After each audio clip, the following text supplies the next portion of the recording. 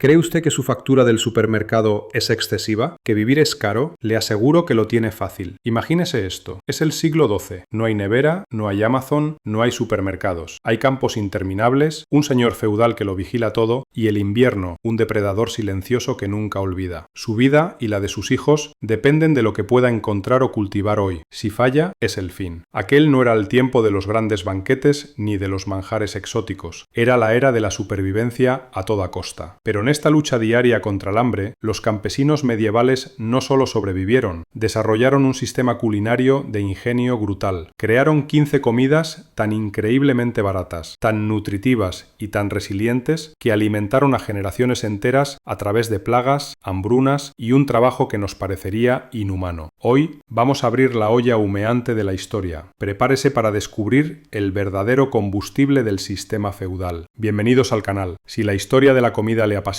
póngase cómodo y suscríbase, porque este viaje al medievo es más crudo de lo que imagina. La vida del campesino, del siervo atado a la tierra, giraba en torno a la fuerza física. Para arar, sembrar y cosechar de sol a sol se necesitaban calorías, y muchas. Los registros históricos de la época hablan de hombres que consumían más de 4.000 calorías diarias, no por glotonería, sino por necesidad pura y dura. El problema era de dónde sacar esa energía si la paga era mínima y el trigo fino estaba reservado para la nobleza y el clero. La respuesta se encontraba en la humildad y la abundancia de los alimentos olvidados. Los ingredientes que vamos a ver a continuación no son solo recetas, son un manifiesto de no desperdiciar nada y un testimonio de la increíble resiliencia humana. Empecemos por el plato que era, literalmente, el corazón palpitante de todo hogar medieval. En lo más alto de nuestra lista, el rey indiscutible de la cocina campesina, el potash. ¿Ha tenido alguna vez ese invitado que llega a su casa y simplemente no se va? Bueno, eso era el potash para el campesino medieval. Pero a diferencia del invitado molesto, este era deseado y vital. El potash no era una simple sopa, era un estilo de vida, la piedra angular de la nutrición. La olla, o el caldero de hierro, rara vez abandonaba el hogar. Se mantenía hirviendo lentamente, de forma ininterrumpida, sobre el fuego. Cuando se comía una porción, se añadían nuevos ingredientes. Era el buffet interminable de la Edad Media, aunque con muchas menos opciones y variedad. ¿Qué entraba en el potash? La pregunta más fácil es ¿qué no entraba? La base era invariablemente el grano más barato disponible: cebada, avena o centeno, cocidos hasta deshacerse en una consistencia espesa similar a unas gachas. Sobre esta base se añadía todo vegetal que el campesino pudiera obtener: nabos, puerros, cebollas, repollo. A veces, en tiempos de abundancia, podían incluso echar mano de algunas zanahorias o guisantes. Los estudios arqueológicos revelan que el campesino promedio mantenía su potash funcionando durante al menos 4 días antes de empezar de cero, aunque muchas familias lo extendían por mucho más tiempo durante los duros meses de invierno. Era una sopa que marcaba la división de clases. Mientras que en las cocinas de los nobles el potash se enriquecía con especias importadas, trozos de carne e incluso vino, el campesino dependía de las hierbas locales para darle sabor: ajo, perejil, salvia o lo que creciera cerca, a mano. Si había suerte, tras una cacería exitosa o un sacrificio, se podía arrojar un pequeño trozo de tocino o panceta salada. No era suficiente para una comida de carne, sino apenas lo justo para infundir la grasa y el sabor en todo el caldero. Esa grasa era oro puro, proporcionando preciosas calorías. Este puchero era, sin exagerar, el verdadero combustible. Si el potash era el corazón, el pan era el esqueleto. El pan nos conecta a todos, de la antigüedad a la cocina moderna, pero el pan que llegaba a la mesa del campesino medieval haría que la mayoría de nosotros torciéramos el gesto. Olvídense del pan blanco esponjoso o la baguette francesa. El pan del siervo era oscuro, denso y a menudo tan duro como la propia vida de quien lo comía. Se hacía principalmente con centeno o cebada, granos que prosperaban en suelos pobres donde el trigo, la harina premium, no podía. El trigo de mejor calidad iba directo a la mesa de los nobles y el clero. El proceso era una odisea fiscal. Los campesinos debían pagar grandes tarifas para moler su grano en el molino del señor. Para ahorrar costos, muchos añadían rellenos a la mezcla: guisantes molidos, habas, bellotas, castañas e incluso, en tiempos desesperados, corteza de árbol o paja. Es decir, a falta de pan, buenas son tortas o cortezas. Las cifras de consumo son asombrosas. Un hombre trabajador podía consumir 2 o 3 libras de pan al día, aportando más del 60% de sus calorías totales. La división de clases se veía también en el horno. Los nobles disfrutaban de pan fresco a diario. Los campesinos, sin hornos privados, horneaban una vez a la semana en hornos comunales. semanales. Estas hogazas semanales se volvían progresivamente duras y mohosas, requiriendo ser mojadas en potás o en cerveza para ser comestibles al final de la semana. Pero hay un detalle aún más sombrío. El pan medieval tenía potencial de veneno. El centeno era susceptible al hongo cornezuelo, ergot, un alucinógeno natural con compuestos similares al LSD. Aldeas enteras a veces sufrían alucinaciones, convulsiones y la muerte por el llamado fuego de San Antonio, sin saber que su pan de cada día era el culpable. A pesar de sus peligros, el pan era... Cuando el pan escaseaba y los ingredientes del pottage se agotaban, llegaba la última línea de defensa contra el estómago vacío, el gruel, o gachas muy aguadas. El gruel estaba esencialmente un paso por encima de beber agua caliente con una cuchara. Era comida de supervivencia, simple y llanamente. Su receta no podía ser más sencilla. Un poco de grano, avena, cebada o los restos del fondo del almacén, y una gran cantidad de agua. La mezcla se cocinaba hasta que quedaba desesperadamente delgada. A diferencia del pottage, que era espeso, el gruel era deliberadamente acuoso para estirar los ingredientes al límite. Los registros monásticos de hambrunas extremas muestran que para alimentar a los pobres, un solo vaso de avena se podía estirar en gruel para 10 personas. Esto significaba menos de 2 cucharadas de grano por persona, apenas una comida. Sin embargo, el gruel no era solo para el pobre, también era la asistencia sanitaria medieval. Se alimentaba con él a los enfermos, los ancianos y a los niños durante el destete. Era la dieta recomendada para todo, desde la fiebre hasta el dolor de muelas. Aunque los perros, según un escritor de la época, le daban la espalda a menos que estuvieran realmente hambrientos, a buen entendedor, pocas palabras bastan. Cuando el grano fallaba, el campesino miraba bajo tierra. El nabo, ese vegetal olvidado en la cocina moderna, reinaba supremo en el mediego. ¿Por qué? Porque era el campeón de la eficiencia. Crecía en casi cualquier lugar. El suelo pobre no era un problema. Una sola semilla podía producir hasta 15 libras, casi 7 kilogramos de alimento. Su gran superpoder era el almacenamiento. Mucho antes de la refrigeración, se guardaban en bodegas o se cavaban pozos de nabos subterráneos que los mantenían frescos de la cosecha hasta finales de la primavera. Una despensa subterránea de meses. Y no se tiraba nada. La raíz para los guisos, las hojas al pottage e incluso las flores se comían en primavera. Aquí nadie tiraba la casa por la ventana. El único inconveniente, según los escritores medievales, era la monotonía. Se quejaban de que los pobres comían tantos nabos que su piel adquiría la palidez de la raíz misma. Cuando a un campesino le preguntaron qué banquete prepararía si fuera rico, respondió: los mismos nabos, pero con carne. Los nabos rara vez estaban solos. El dúo explosivo de repollo y cebollas formaba la columna vertebral del sabor campesino. El repollo era el vegetal de alto rendimiento. Una sola planta de repollo podía pesar hasta 15 libras y 10 plantas podían alimentar a una familia durante meses. Al igual que el nabo, también se conservaba. El repollo agrio, lo que hoy conocemos como sauerkraut, se almacenaba en grandes fosas durando todo el invierno. Las cebollas eran el socio perfecto. Resistentes, crecían en la peor tierra y servían para un doble propósito. Se plantaban alrededor de otros cultivos para repeler insectos. Juntos, estos dos daban sabor real a comidas insípidas. Sin embargo, este dúo era famoso por un efecto secundario: las molestias intestinales. Los registros judiciales y las normas monásticas de la época hablan de los problemas de gases que seguían a las comidas de repollo. Incluso había una regla en un monasterio que prohibía el repollo los días que se esperaban visitas importantes, sugiriendo que las ventosidades no eran adecuadas para la alta sociedad. Por muy importantes que fueran las hortalizas, no podían suministrar toda la proteína que un campesino necesitaba. Aquí es donde entran los héroes cotidianos, los guisantes y las habas. Estos cultivos ofrecían lo que el pan y el repollo no podían: proteína real. El guisante seco, por ejemplo, contenía un 25% de proteína, lo que los hacía valer su peso en oro durante los meses de escasez. Eran fáciles de cultivar y además fijaban nitrógeno en el suelo. Los campesinos astutos los plantaban entre hileras de otros cultivos o después de cosechar el grano, obteniendo un alimento extra sin agotar la tierra. La receta: se dejaban los guisantes o las habas secas en remojo, se hervían hasta ablandarse y luego se machacaban hasta formar una pasta espesa. El resultado, aunque similar a la comida para bebés, proporcionaba el golpe nutritivo necesario para jornadas laborales de 12 horas. Los campesinos guardaban grandes cantidades de legumbres secas en tinajas de arcilla o barriles de madera. Un hallazgo arqueológico en una casa campesina encontró guisantes almacenados 10 años antes. Esa es una buena póliza de seguro contra la hambruna.